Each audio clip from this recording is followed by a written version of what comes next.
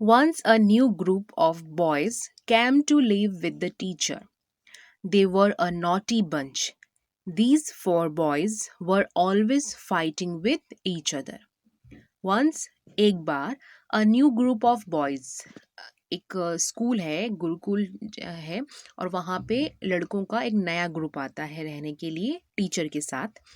They were a naughty bunch but वो बहुत naughty थे. वो जो ग्रुप था बहुत शरारती ग्रुप था. These four boys were always fighting with each other और ये जो बॉयज थे ये हमेशा आपस में लड़ते रहते थे. The sage tried to teach them that it was not a nice thing to do.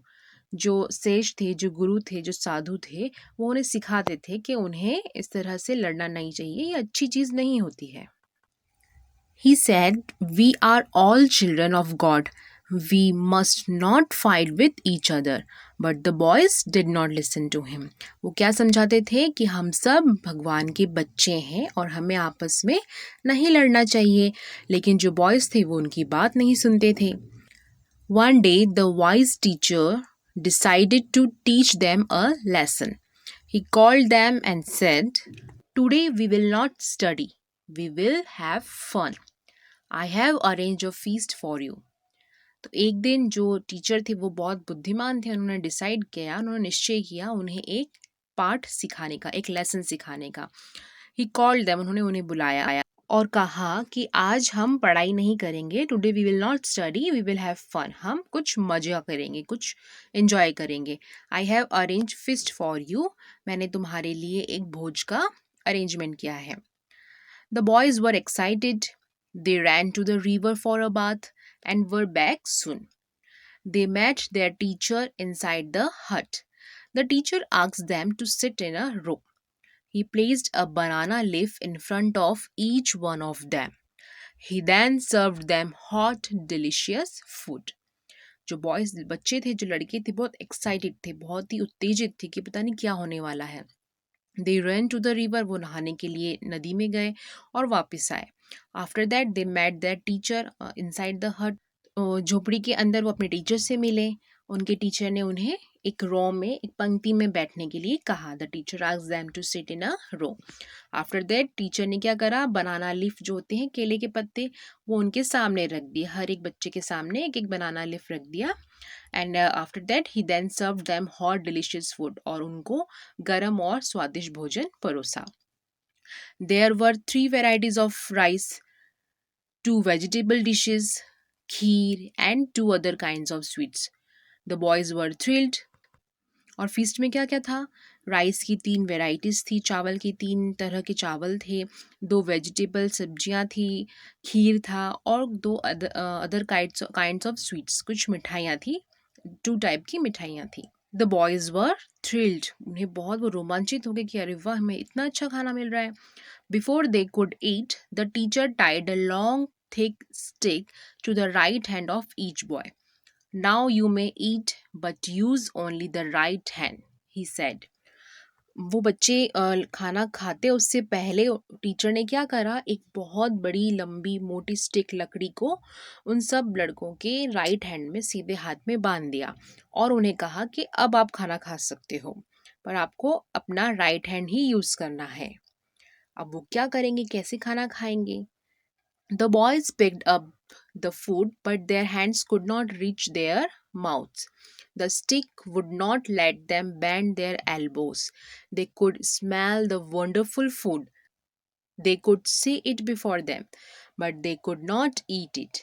They were very upset. अब जैसे कि उनके टीचर ने कहा कि उन्हें राइट हैंड से ही खाना है, तो बॉयज़ ने अपना फूड उठाया और उन्हें उसी हैंड से सीधे हाथ से उठाया, पर उनका जो हाथ था वो मुड़कर उनके मुंह तक नहीं पहुंच रहा था, वो माउथ तक नहीं टच हो रहा था. The stick would not let them bend their elbows. जो स्टिक, जो लकड़ी थी, वो उनकी कोहनी को मुड़ने नहीं दे रही थी. वो स्मेल कर पा रहे थे वंडरफुल फूड्स, वो बहुत अच्छा फूड था, उसको स्मेल कर पा रहे थे, देख पा रहे थे उनके सामने. They could see it before them, but they could not eat it. पर वो उस खाने को खा नहीं पा रहे थे. दे वर वेरी अपसेट. वो बहुत उदास हो गए कि अब हम कैसे खाएं, इतना अच्छा खाना है, सर ने गुरु ने हमको कहा है कि हमको हाथ, सीधे हाथ से ही यूज़ करना है. The teacher said, Now try to feed the boy next to you. The boys tried to do it and found that they could. Now they were happy. It was messy, but they had fun. Soon, with a lot of laughter, all the boys were feeding each other. They felt like old friends. अब teacher ने उन्हें कहा, उन्हें एक suggestion दिया कि अब आप ट्राई करो, एक अपने जो पास वाले बच्चे को, अपने पास वाले लड़के को खाना खिलाओ. The boys try to do it. जो लड़के थे उन्होंने वैसे ही किया जैसा टीचर ने कहा, और ऐसा करते हुए उन्होंने पाया कि वो ऐसा कर पा रहे हैं, वो एक दूसरे को खाना खिला पा रहे हैं, खुद नहीं खा पा रहे पर एक दूसरे को खाना खिला पा रहे हैं. Now they were happy. अब वो बहुत खुश हुए. इट वॉज मैसी, थोड़ा सा मैसी था, बट दे हैड फन. उन्हें बहुत इंजॉय करा, उन्हें मज़ा आया. Soon with the lot of laughter. जल्दी ही बहुत सारी हंसी खुशी के साथ all the boys were feeding each other. सारे लड़कों ने एक दूसरे को खाना खिला दिया. And they felt like old friends. और उन्होंने आपस में कैसा बॉन्डिंग महसूस करी कि वो बहुत पुराने अच्छे दोस्त हों. When they had eaten their food, the sage untied the sticks from their hands and said, "You know now that our hands are best used to help each other, not to fight with each other."